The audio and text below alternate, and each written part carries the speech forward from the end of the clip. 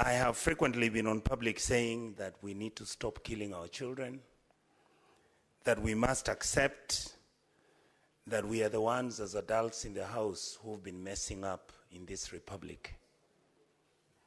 Mr. Speaker, I have listened to all of us discuss in this house, and I hear everybody saying, no, let us make sure that this guy is arrested and all. What was Ojwang discussing that made this man kill him? It's corruption. The reason this young man was killed, he said the police service receives close to 56 billion shillings every year. This is the story. This is the big thing in this house. But we are talking about, Ojwang is killed, we need to arrest. This country of ours has to be fixed. And you are the people to fix it. And you are refusing to fix it. Because we are part and parcel of the mess of our country. And when we are discussing this thing, you politicize them. You say, oh, it's broad-based. Oh, it is all about those people are the ones who are on the other side.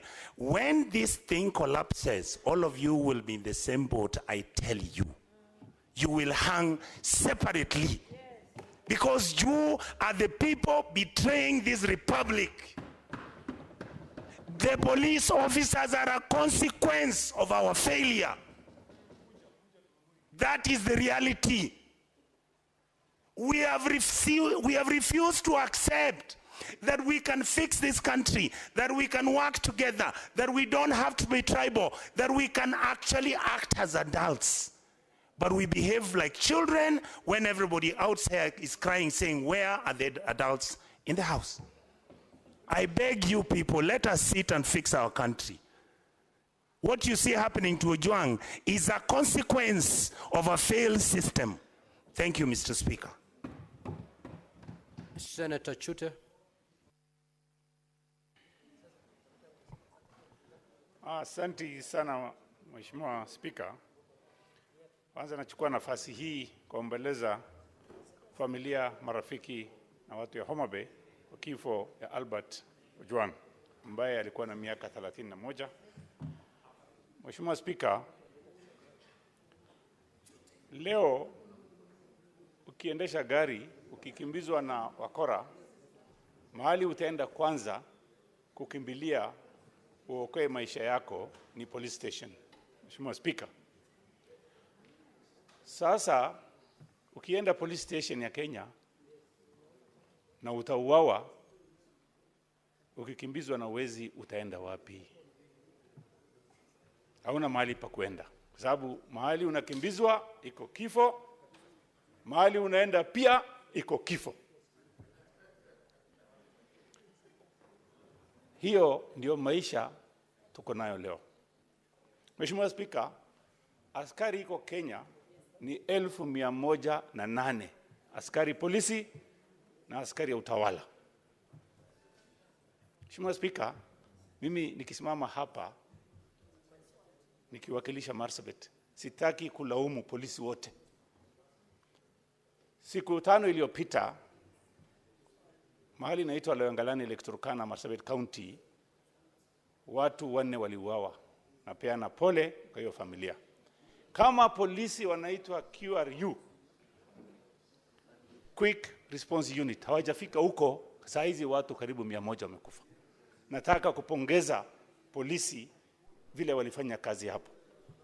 Mheshimiwa Speaker, miaka ya 1990 leo Governor Orengo alikuja mbele yetu. Yeye alikuwa juu ya Toyota Stout akitafuta constitution mpya. Na kama siku angekufa, hiyo constitution hatungepata. Kwa hivyo ni mzuri serikali ivumilie kelele ya wananchi na Gen Z. Mheshimiwa Speaker, nataka kusema hivi. Kuna watu wanasema kuna broad based government na wanataka kulaumu Rais Mheshimiwa Ruto. Kama wewe uko kwa hiyo serikali, kwa nini unalaumu Ruto? Wewe umeingia kwa serikali, uko ndani, kwa nini unasema Ruto? Si ufanya kitu hata wewe, kwa sababu umeingia kwa serikali, umepatiwa waziri, umepatiwa pesa, umepatiwa kitu mnataka, zote mnapata. Usikae huko ndani, halafu unajifanya kama huko nje. Ukiona mambo mabaya, unalaumu serikali. Ukiona mambo mazuri, unasema tuko kwa serikali. Waacha ku double deal. Kaa ndani ama kaa nje. Ukikaa ndani, waacha kulaumu serikali. Wewe fanya kazi hiyo. Unasema rais anafanya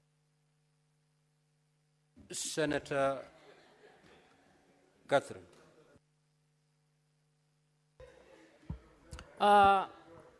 Thank you, Honorable Speaker, for this opportunity to speak. Speaker, this matter is grave. And this matter is painful for those of us who are mothers. Albert was about the age of my son, and Albert shares a name with my husband. And I have just learned Albert is a young man I have worked with when I served as chair of the ODM Elections Board.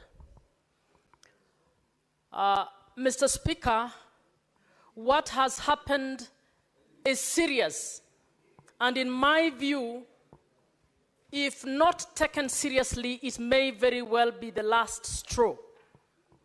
And I think we need to take this seriously. And honorable colleagues, even as we commend, even as we plan, Honorable Speaker, can you ask Omtata and Ojwang to tone their voices? Even as we plan to call the IG, honorable colleagues, I want to ask you, is IG capable of investigating this case? I don't think he's capable of investigating this case. Mr. Speaker, I think the DIG need to do this country a favor. He needs to resign. As the first step of showing respect to the family of Albert Ojwang, the DIG needs to resign. He doesn't even need to go through the process of being fired. Mr. Speaker, secondly, I don't think the IG is capable of investigating this case because it is his number two who was supposed to be a complainant over a freedom of expression issue.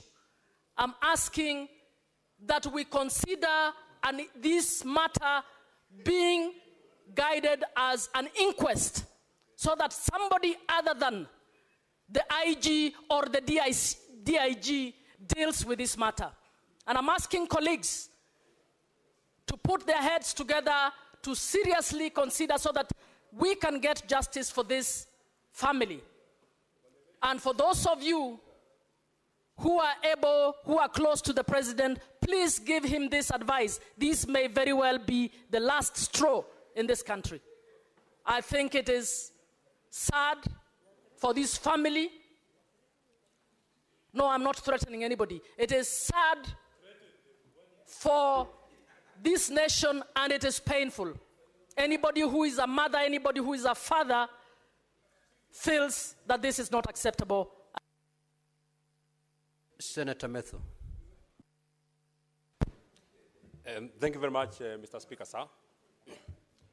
Thank you very much, Mr. Speaker, sir. I'm being disrupted by my cousin, Senator Sifuna. Mr. Speaker, if the tears of the father of Albert Ojwang do not prick the concerns of the members of this House, Honorable Speaker, I do not understand what will ever prick our concerns. Honorable Speaker, I must also inform the House that I went to school with Albert Ojwang at one university. When I graduated in 2017, it was a first year.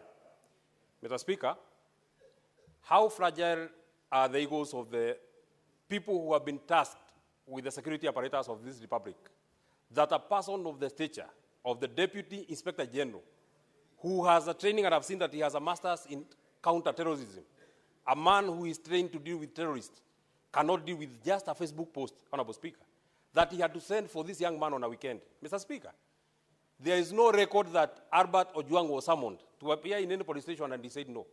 He was being arrested on a weekend. His parents were there, actually, Mr. Speaker.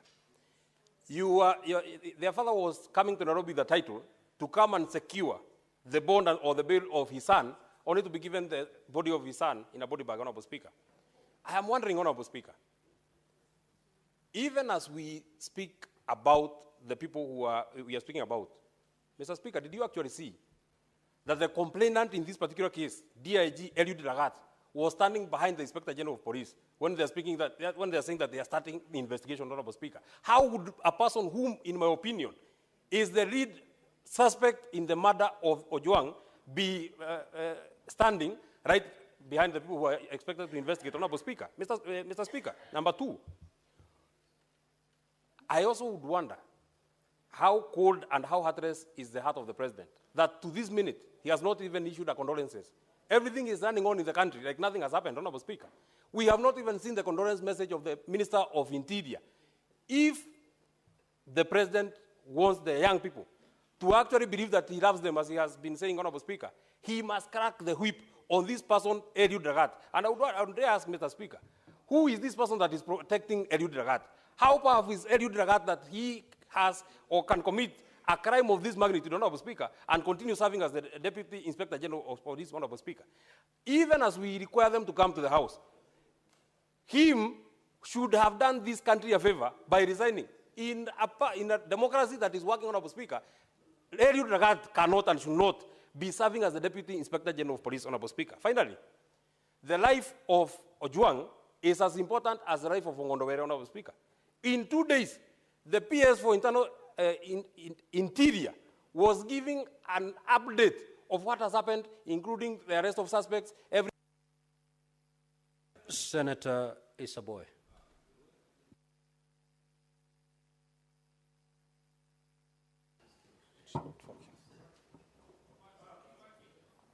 Asante sana Mheshimiwa Spika kunipa fursa hii.